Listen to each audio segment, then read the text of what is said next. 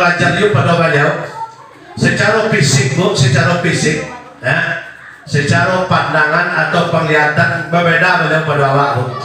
Pada aku sendiri berbeda. Aku dibuka mana kacamata tu, alhamdulillah agak jali tu. Kalau leo aku tatonya kurang leo pada awak.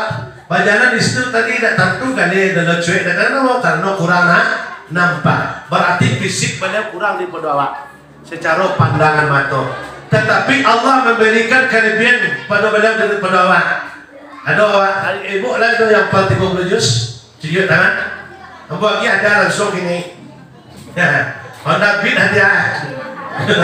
Yang tak boleh, kamu dah tu tak ada.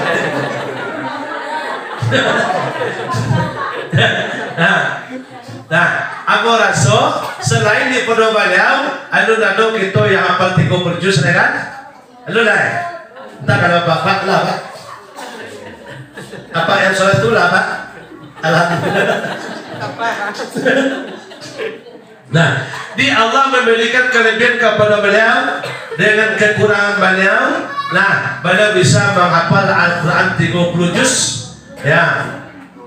Sementara waktu kita yang sempurna serupa itu, yang tak ada kurangnya satu apapun secara fisik kita, masih bisa alun bisa kita mengajar. Tetapi jangan kejelati, jangan dibuati man tu'isu man tasa wa tuzilu man tasa. Allah akan mengangkat derajat seseorang siapapun dan Allah pilih.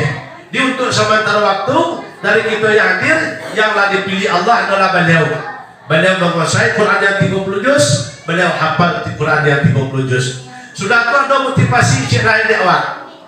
Nah, kami sangat senang mencari anak-anak awak yang antusiasnya tinggi untuk belajar dengan agama Islam, nah, atau belajar menghafal Al-Quran. Ada sebuah cerita bapak ibu, itu motivasi kita. Ada namanya Syekh Mu'af ketika itu umurnya 4 tahun baru.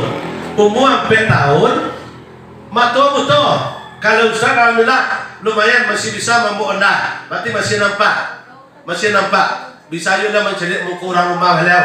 Bapak tak aku indah kan itu, berarti lain masih ada. Kalau Mu'af nado, indah ada mencari sama sekali. Umur 4 tahun Mu'af mengecek kayanya. Ya abati, ya ulidul Quran.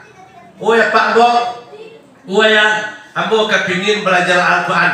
Nah kata si Mu'af ketika itu umur baru 4 tahun. 4 tahun baru. Sehingga dia anaknya bahkan nak belajar Al-Quran, maka digendonglah anaknya ke ayah Mu'af teriksa panjang 25 kilo berjalan kaki. Sama contoh lu nado ndai. Onda bit lu nado.